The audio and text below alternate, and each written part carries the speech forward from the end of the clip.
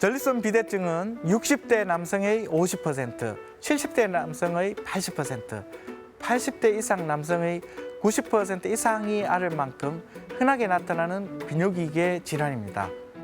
이렇게 흔하다 보니요, 잘못된 정보를 공유하고 부정확한 정보를 믿는 경우가 많은데요.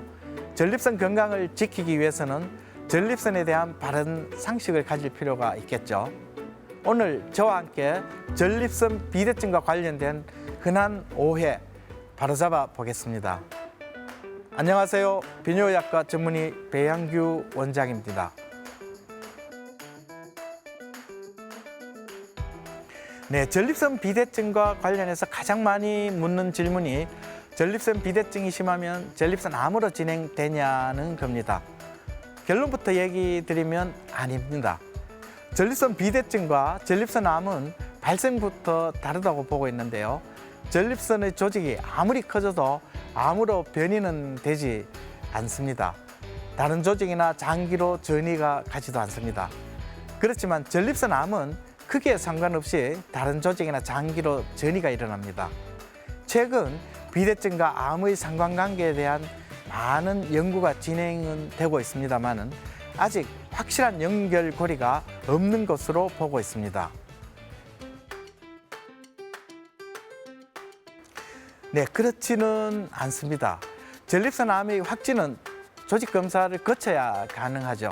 그렇기 때문에 전립선이 아무리 커져도 전립선 암의 진단에 크게 장애가 되지는 않습니다. 그렇지만 본인의 배뇨장애 증상이 전립선 비대증에 의한 것으로 단정해버리고 전립선 암에 대한 추가적인 검사를 진행하지 않는다면 전립선 암을 진단하는 데 크게 장애가 되겠죠.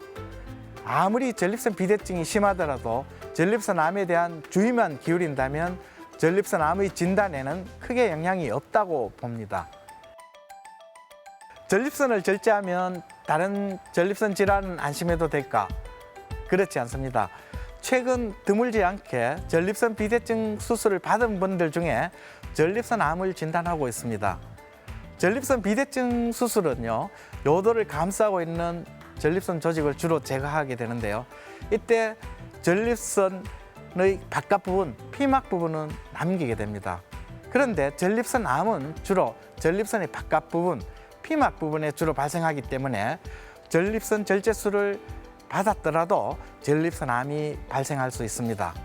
따라서 전립선 절제술을 받았더라도 반드시 정기적으로 전립선 암에 대한 혈액 검사 정도는 꼭 받아야 합니다. 전립선 비대증과 전립선 암의 초기 증상이 유사해서 감별 진단이 필요한데요. 커진 전립선이 요도를 압박하고 방광을 자극함으로써 소변 보기가 힘들어지고 소변 줄기가 가늘어지고 소변을 자주 보고 또 급하게 보게 되는 증상은 아주 비슷하게 나타날 수도 있습니다. 그렇지만 이러한 배뇨장애 증상이 전립선 암에서는 좀 더 급하게 시작이 되고 급하게 악화되는 경향이 있습니다. 전립선 암은 다른 장기로 또한 전이 등이 있을 수 있어 배뇨장애 이외에도 다른 증상이 나타나는 경우가 많습니다. 그렇지만 증상만으로는 감별 진단이 쉽지 않은 경우가 많아서요.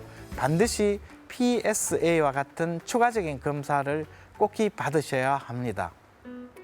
전립선이 커지는데 온열요법이나 좌욕이 도움이 될까? 그렇습니다. 전립선 비대증에 대한 온열 치료의 개념이 생긴 것은 오래전입니다. 전립선에 문제가 있을 때 회음부 부분을 따뜻한 물로 마사지를 해주거나 반신욕을 해줘도 증상이 호전되는 것을 경험할 수 있습니다. 특히 기온이 떨어지는 계절에는 전립선 안에 있는 근육이 심하게 수축이 되어 있을 때 전립선 비대증의 증상이 심해질 수 있는데요. 이럴 때 따뜻한 물로 반신욕 또는 좌욕을 해주면 증상을 완화시킬 수 있습니다. 하지만 온열 치료는 일부 증상을 완화시켜 줄 수는 있지만요, 근본적인 치료는 안 된다는 것이 정설입니다. 전립선이 커지는 것은 생리적인 현상입니다. 비대증을 예방할 수는 없지만요, 지나친 동물성 지방의 섭취를 줄이고 견과류나 신선한 야채, 이런 것들의 섭취를 늘림으로써 비대증의 속도를 줄일 수는 있습니다.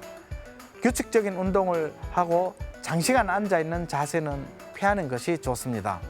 음주는 적당히 하고요. 지방 위주의 고칼로리 식사는 피합니다. 의학적으로 검증이 안 된 식품이나 약품, 의료기구에 현혹되지 말아야 하고요. 배뇨 상태를 악화시킬 수 있는 약물은 반드시 의사와 상의 후 복용하도록 합니다. 커진 전립선이 단순한 비대증에 의한 것인지 혹시 암에 의한 것은 아닌지 구분이 꼭 필요합니다. 전립선 암의 가족력이 있다면 40대 이후부터는 매년, 가족력이 없다면 50대 이후부터는 매년 전립선에 대한 정기검진을 권유하고 있습니다.